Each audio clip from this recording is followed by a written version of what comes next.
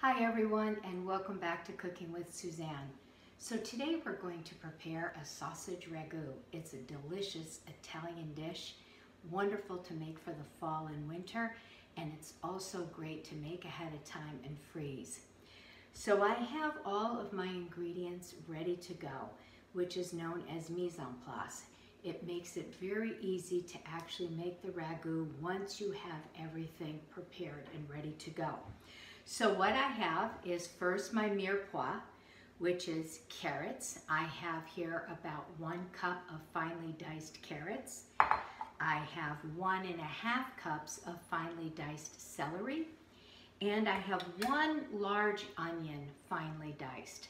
So that is our mirepoix, and that is the first thing that we're going to do is get it into your pan. This pan is heating up, and I'm going to add some extra virgin olive oil. You can just use regular olive oil. It doesn't have to be extra virgin, but you do want a nice flavor. So I'm just going to go ahead and put, I would say, a good 1.5 tablespoons of oil in here. You want to make sure that none of your vegetables stick. So just rotate your pan and make sure you have enough oil on the bottom. And go ahead and start adding the mirepoix.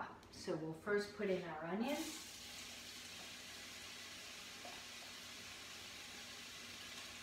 And then our celery. And finally our carrots. Now what we want to do with these vegetables is sweat them. We're not looking to caramelize them or get any color. You just want to get rid of all the water from the vegetables and get them cooking so that they're nice and soft. So here we go. I'm just going to give this a stir. And while I'm talking about the other ingredients, what I'm going to do is I'll turn this up just a little bit. It's still fairly low. And I'll go ahead and cover it so they can sweat. And I'll just take a look at it every once in a while.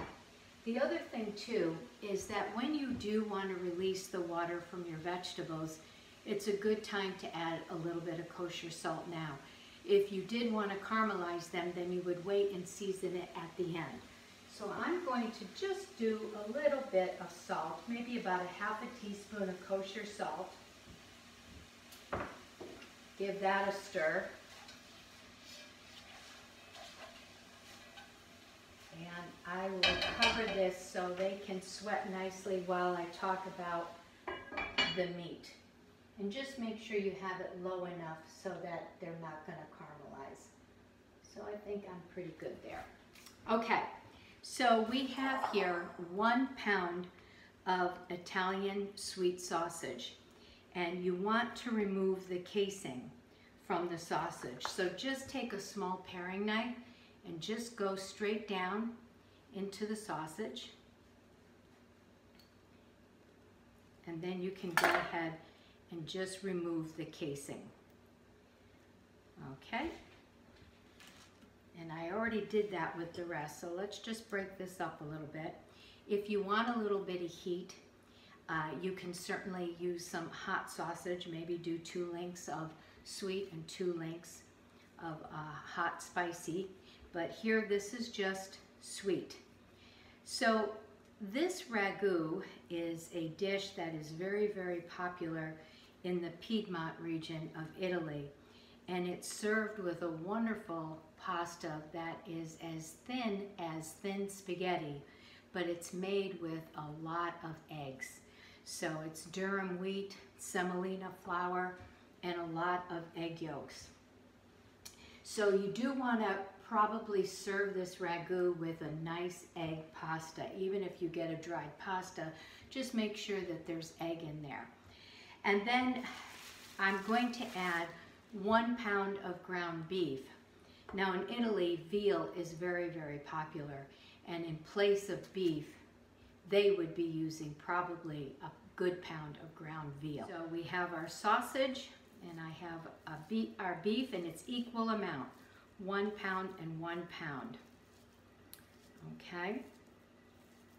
Now, in order to break this up, because you really want this to cook to where it's going to be nice and fine, I'm going to add some wine. You may think this was for me, not yet. So I'm going to use this wine for the meat. What I have in this glass is just less than a cup. There's about 2/3 of a cup of wine. If you were to use veal with the sausage, I would highly suggest you use white wine. And even with the beef, you can use white wine because this ragu is meant to be more on the mild side than an intense kind of bolognese type of sauce. It's not like that. I just happen to have a little bit of red wine left in a bottle, and so that's why I'm going to use the red wine. And the beef can handle it, so I'm good there. Okay, so I'm just going to mix the sausage and the beef together. And then I will put the red wine in here, and it will help to break the meat down, so when we start cooking the meat, it will break down very easily. And we wanted the red wine in the sauce anyways, or white wine if you decided to use white wine. So let's go ahead and put the red wine in, and I'll save my glass for later. Okay, so we'll just mix this in. And so we need either some type of a tomato puree. I had in my cupboard, I had some Muir Glen organic tomatoes. They're 14.5-ounce cans. That's what I happen to have, so that's what I'm going to use. You can use San Marzano tomatoes. You can use the nice plum tomatoes and dice them up. I actually use the immersion blender, and I didn't puree it all the way through. There's still some nice little small pieces, but you don't really want, it's not a tomato sauce, so you don't really want it to be too chunky. So I have here 2 cans. This is the Muir Glen diced tomatoes that I use. That's what I happen to have. And just put it in this container and then just use the immersion blender. So it has a really nice consistency. Let me grab a spoon here. Okay, so it's still kind of pulpy. You can see the pieces, but it's pretty fine, so it looks pretty nice. I think it'll be perfect. I'll come up front so you can see it better. Okay, so it's not totally pureed, but it's pretty fine. I have 2 cups of stock. You can either use like a nice dark chicken stock. If you happen to have a veal stock in your freezer, go ahead and use that. Something with a little bit of flavor, or a regular chicken stock, whatever you can get your hands on, but you do need a good amount of liquid. So we have our 2 cans of tomatoes and 2 cups of stock. And then for flavoring, the garden is not, the herbs are kind of dying out, so unfortunately I don't have a lot.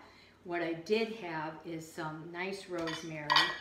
So I'm taking about 3 sprigs of rosemary, and I just tied it with a little string so it'll be easy to take out. I'm also going to put a couple of bay leaves in. If you had some fresh thyme, I would absolutely put it here. Even sage, especially with veal, I think sage would go very nicely.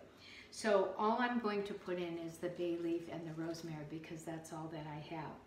So let me just check, and that's all there is to making this ragu. And really what you need is just thyme. Once we brown the meat and add our liquid, we'll bring it all to a boil and then lower it to a very low simmer and let this cook for about 2 hours. And then your sauce is done. Okay, so let's just check these vegetables. Okay, they still have a pretty intense crunch to them, so I'm going to still let that go. And I think what I'll do is actually get another saute pan going so that I can move this along. Now, of course, if my vegetables were ready, I would then just put my meat in and start breaking it up and letting that brown, which would take about another 8 minutes or so, 6 to 8 minutes. But in order to move this along faster, I'm going to start browning it so I can let my vegetables sweat properly. So let's just add a little bit of oil here, and we'll add our meat here. And let's just talk a little bit about the pasta. This pasta is, it's made in Italy, and it is made with durum wheat and semolina flour and egg. So you can see the color of it. It's nice and yellow, and the more yellow it is, the more egg is used. So this looks very nice. This particular pasta is still probably definitely a little thick, not thicker, but just wider. The pasta that's used for this dish in the Piedmont region, which is called tajarin, the pasta is, it's even finer. It's more like thin spaghetti. So we're going to cook this pasta up and have it with the ragu, and I think it'll be really delicious. Otherwise, you can certainly make your own pasta as well. Okay.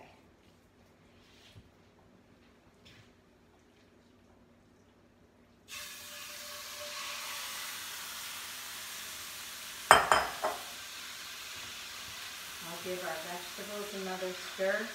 They're sweating beautifully. They look great. And let's come over here and just break up our meat. Okay, I'm going to bring the vegetables over. Hopefully you'll be able to see them in the pot. Now you can see that they're really perfect. There's a little bit of liquid in the bottom. It looks great. Okay, and now we can add our meat. Our meat is ready. So I'm going to add the meat using a slotted spoon. I tasted the liquid, which is quite a bit of fat from the sausage, and there's a pretty intense salt flavor. I'm going to save the liquid in case I feel like it does need a little bit of salt. So I'm going to take the rosemary, the 2 bay leaves. It's going to go in, and let's add our broth and our pureed tomatoes. And we want to bring this to a full boil and then reduce it to a nice slow simmer. And I'm just going to come over and show you what this looks like. And you can see the amount of liquid that is in the pot. Okay, there's quite a bit, and it will reduce slowly for about 2 hours. So let's first just bring this to a boil. So we're going to let that cook for a couple of hours, and then when we come back, I will cook up some pasta, grate some delicious Parmesan cheese, and we will plate. I cooked the pasta. I have it here in the frying pan. Come join us, Bob. Oh, sure. Yeah. So who are you talking to? I'm talking to everyone. Oh, to YouTube link. Yes. Yeah, nice. So here's our pasta.